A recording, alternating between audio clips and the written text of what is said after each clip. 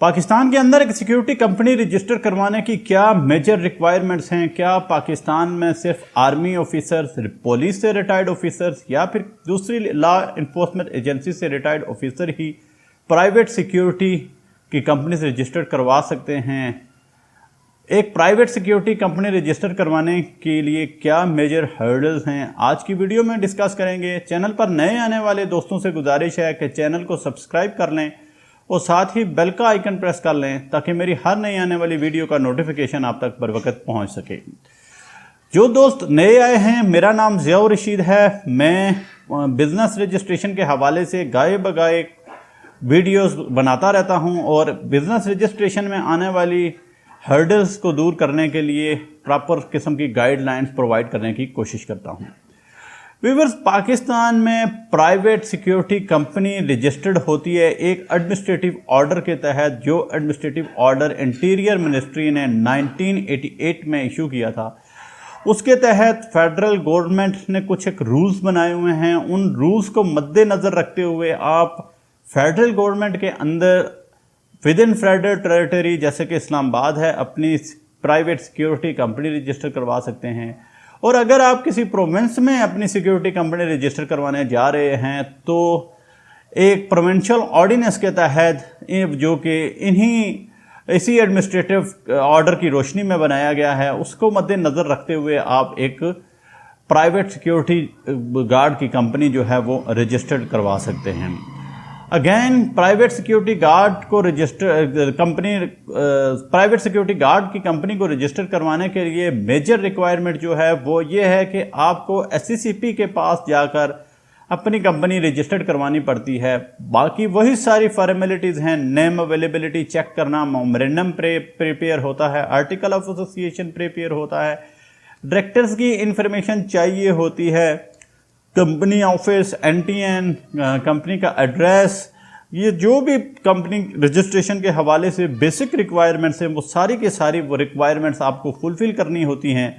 और इसके बाद आपकी कंपनी जो है वो एज ए सिक्योरिटी गार्ड के लिए एक रिक्वायरमेंट पूरी करती है और आप जो है वो इसको रजिस्टर करवा सकते हैं।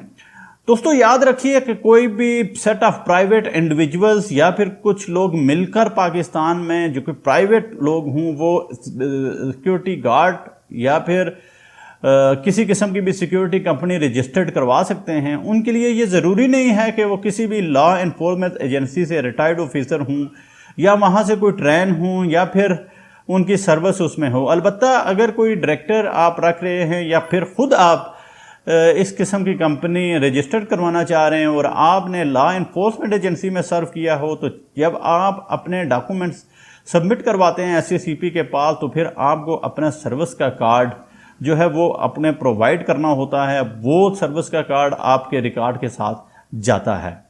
इसके अलावा SCCP के पास 7 कंप्लीट आपके डॉक्यूमेंट्स के सेट जो है वो प्रिपेयर होते हैं, वो जमा होते हैं, जिसके बाद आप जो कंपनी के डॉक्यूमेंट्स हैं वो इंटीरियर मिनिस्ट्री के पास चले जाते हैं। नो ऑब्जेक्शन सर्टिफिकेट के लिए जो भी मुतलका फ़ीस है वो आपने इंटीरियर मिनिस्ट्री के हेड में ब्रांच में जमा करवानी होती है, अकाउंट में जमा करवानी होती है, जिसके बाद इंटीरियर मिनिस्ट्री एटलीस्ट 3 से 4 मंथ का टाइम फ्रेम लेती है और उसके बाद आपको NOC जारी कर दिया जाता है अगर आपके डॉक्यूमेंट्स में कोई भी इशू ना हो।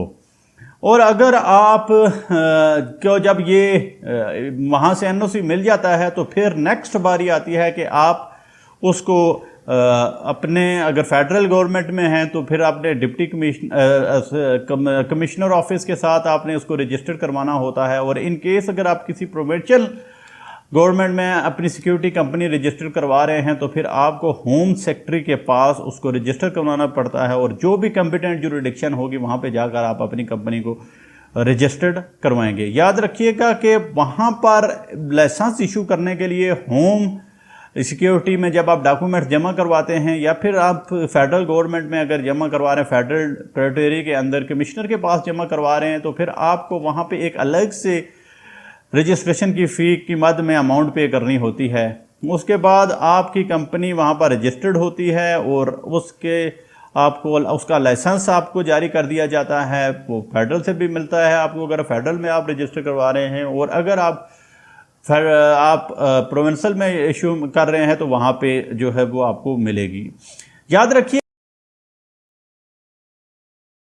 इन रूल्स को अपडेट करती रहती है फेडरल गवर्नमेंट जो है वो प्राइवेट सिक्योरिटी कंपनीज के हवाले से। इसके अलावा जो प्राइवेट सिक्योरिटी कंपनी का जो नाम होता है, जो यूनिफॉर्म होती है, वो उनके गार्ड की यूनिफॉर्म किसी भी पाकिस्तान की आर्म्ड फोर्स जैसे कि आर्मी, रेंजर, पुलिस, जो हमारे प्रोविंस की पुलिस है, इनके साथ उनकी यूनिफॉर्म मैच नहीं होती, इनसे अलग किस्म की यूनिफॉर्म होगी। और प्राइवेट सिक्योरिटी गार्ड का जो सिक्योरिटी गार्ड कंपनी का जो गार्ड होगा, जो एम्प्लॉय होगा, ड्यूरिंग द सर्विस और जो है वो अपनी यूनिफॉर्म पहन सकता है। इसके अलावा वो उसको यूनिफॉर्म अलाउड नहीं है। इसके अलावा उनके पास फुली ट्रेंड इक्विपमेंट होने चाहिए, और जो उनके पास लाइसेंस इक्विपमेंट होने चाहिए जो कि प्रोबेटेड ना हो। वो सारे के सारे लाइसेंस सिक्योरिटी गार्ड कंपनी के पास होने ज़रूरी हैं, तभी जाके आपको जो है वो लाइसेंस मिलता है।